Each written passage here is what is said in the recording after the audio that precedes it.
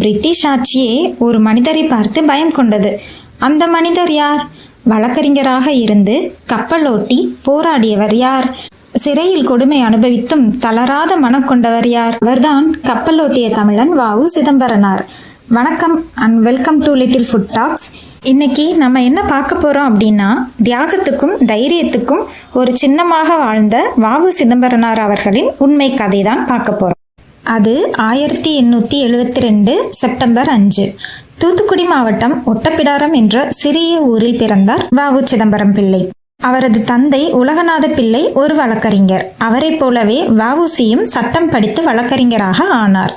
ஆனா ஒரு விஷயம் அவரை வேறுபடுத்தியது. ஏழை மக்களுக்காக வாதாடுவதில் அவருக்கு இருந்த ஆர்வம்தான் அது. அந்த காலத்தில் பிரிட்டிஷ் கம்பெனிகள் எல்லா வணிகத்தையும் கட்டுப்படுத்தி இருந்தன. கப்பல் போக்குவரத்தும் அவர்களுடைய கையில் தான் இருந்தது. இதை கண்ட வ.உ.சி ஒரு பெரிய முடிவெடுத்தார். 1906 ஸ்வதேசி ஸ்டீம் நேவிகேஷன் கம்பெனியை தொடங்கினார். இந்தியர்களால் நடத்தப்பட்ட கப்பல் நிறுவனம் அது. அந்த காலத்தில் இது ஒரு பெரிய புரட்சி. SS காலியா, SS லாவோ என்ற கப்பல்கள் தூத்துக்குடி கொழும்பு இடையே ஓட ஆரம்பித்தது.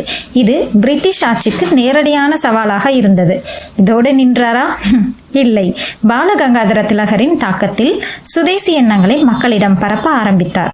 1908 தூத்துக்குடி பவள ஆலை தொழிலாளர்களுக்காக வேலை நிறுத்தம் நடத்தினார். அவரது பேச்சு மக்களின் மனசுல தீயாக பரவியது.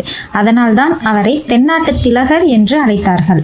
இதையெல்லாம் பார்த்த பிரிட்டிஷ் அரசு மார்ச் 1908 வ.உ.சியை கைது செய்தது. அவருக்கு விதிக்கப்பட்ட தண்டனை 2 ஆயுள் தண்டனை, அதாவது 40 ஆண்டுகள் கோவை சிறையில். மாடுகள் இழுக்கும் செக்கை அவரை மனிதனாக நின்று இழுக்க வைத்தார்கள். இந்த வேதனைக்காகவே இன்று நாம் அவரை செக்கிழுத்த செம்மல் என்று நினைவு கூறுகிறோம். ஆனால் உடல் தளர்ந்தாலும் அவரது மனம் ஒருபோதும் தளரவில்லை. சிறையில் இருந்தாலும் கூட அவர் தமிழ் மீது கொண்ட அன்பை விடவில்லை. மெய்யறிவு, மெய்யறம் போன்ற நூல்களை எழுதினார். மேலும் தொல்காப்பியம் போன்ற பழமையான நூல்களை பதிப்பித்து தமிழ் இலக்கியத்திற்கு பெரும் பங்களிப்பு செய்தார். ஒரு போராளி மட்டுமல்ல, ஒரு சிந்தனையாளரும் கூட. 1936 நவம்பர் 18 இந்த மாபெரும் வீரர் உயிர் நீத்தார். தன் வாழ்க்கையின் இறுதியில் வறுமையில் இருந்தாலும் தேசத்திற்கான பணி என்ற எண்ணம் மட்டும் அவரை விட்டு போகவில்லை இன்று வரை. வ.உ. சிதம்பரனார் ஒரு பெயர் மட்டும் இல்லை, அது ஒரு புரட்சி, ஒரு தலைமுறையே எழுப்பிய சக்தி.